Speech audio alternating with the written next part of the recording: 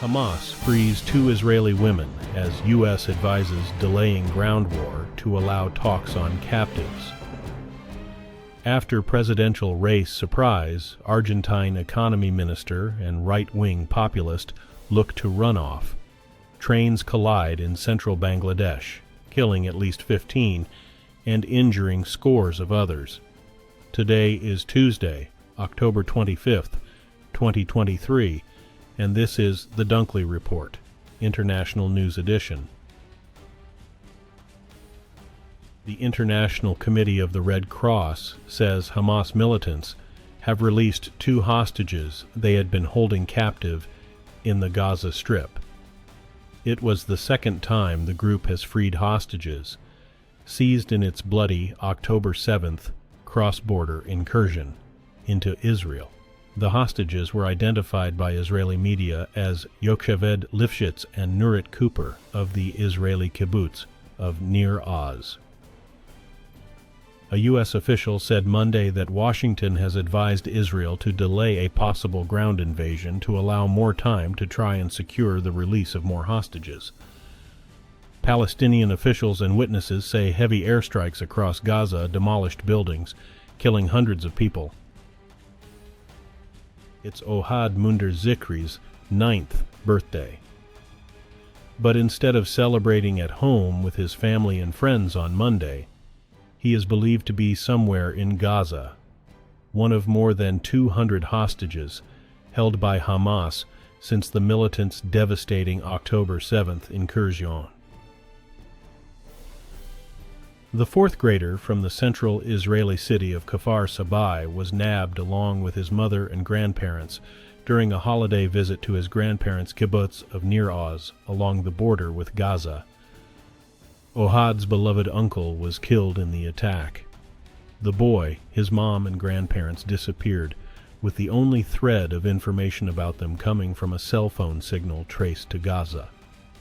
The uncertainty is agonizing for Ohad's grief-stricken father, Avi Zishri.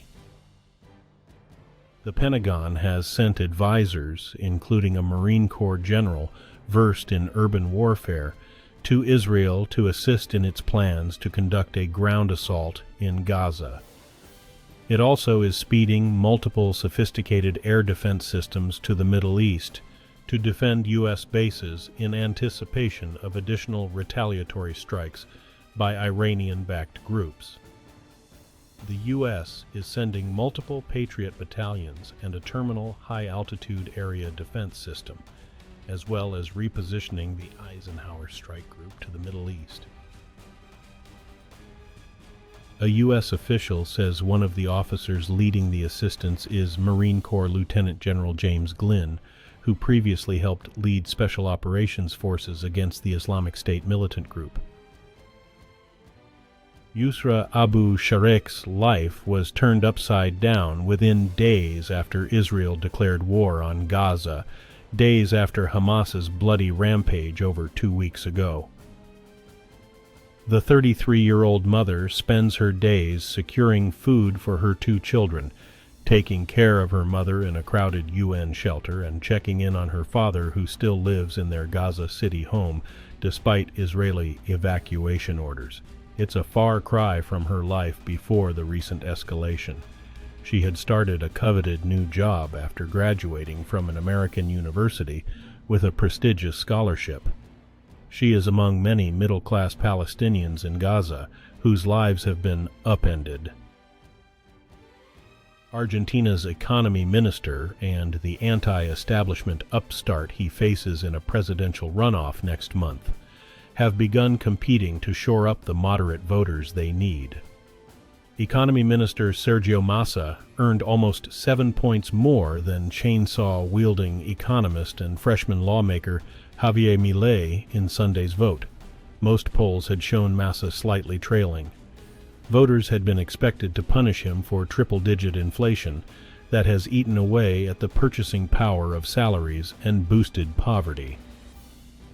On November 19th, voters have the option of choosing Massa despite the economic deterioration that took place on his watch. Their other option is a self-described anarcho-capitalist who promises a drastic shakeup of South America's second-largest economy. Former Venezuelan lawmaker Maria Corina Machado, a longtime critic of Venezuela's government, has dominated the opposition's presidential primary election, getting more than 1.4 million votes, according to the latest partial results. The organizers of Sunday's election to choose the opposition's candidate to challenge President Nicolas Maduro did not declare Machado the winner, but she is far ahead of the 9 other candidates.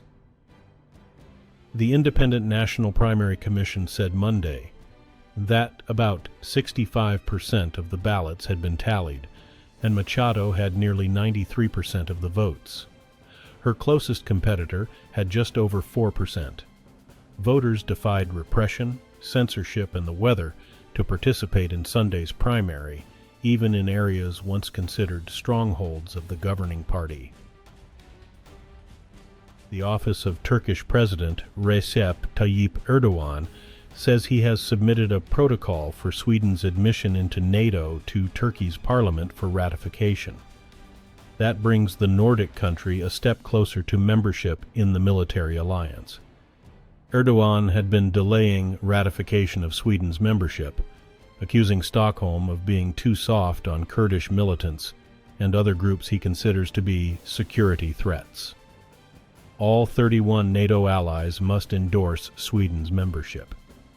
Turkey and Hungary have yet to ratify it. It was not immediately known when Sweden's membership would come to the floor. Sweden and its neighbor Finland abandoned decades of military non-alignment after Russia invaded Ukraine in February 2022. Finland joined the military alliance in April. A cargo train has hit a passenger train outside the Bangladeshi capital Dhaka in a crash that killed 15 people and injured scores. Rescuers joined residents in extracting passengers from the wreckage of the train cars at Bayrab in the central district of Kishoregan. The collision happened at 3:30 p.m. Monday. Fire officials say the bodies of at least 15 people had been recovered, and the number of casualties could increase. Train service to other parts of the country has been suspended. It's not immediately clear what caused the crash. Prime Minister Viktor Orbán has compared Hungary's membership in the European Union to more than 4 decades of Soviet occupation. Orbán made the comments during a speech on Monday commemorating the anniversary of Hungary's 1956 anti-Soviet revolution. Orbán accused the EU of seeking to strip Hungary of its identity by imposing a model of liberal democracy that he said Hungarians reject. He said that Brussels employs methods against Hungary that harken back to the days of Soviet domination by Moscow. On Monday evening, several thousand demonstrators marched down a central avenue in Budapest in opposition to Orbán's education policies, as well as Hungary's continued relationship with Russia despite Moscow's invasion of Ukraine. The release of 2 more hostages is offering some hope to the families of the more than 200 people the Israeli military says were seized by Hamas militants. The 2 Israeli women, 85-year-old Yocheved Lifshitz and 79-year-old Nurit Cooper, were snatched from their homes in Nir Oz, a kibbutz near the Gaza border, during Hamas's October 7th rampage into southern Israel. Their husbands were not released. The women's release. Monday follows the freeing last week of an American woman and her teenage daughter, but the relatives of others taken captive are struggling with thoughts of what their loved ones might be enduring and how to explain to young children what happened to their parents. Today's news was reported by the Associated Press. This has been the international news for Tuesday, October 25th, 2023. Thanks again for joining us here at the Dunkley Report.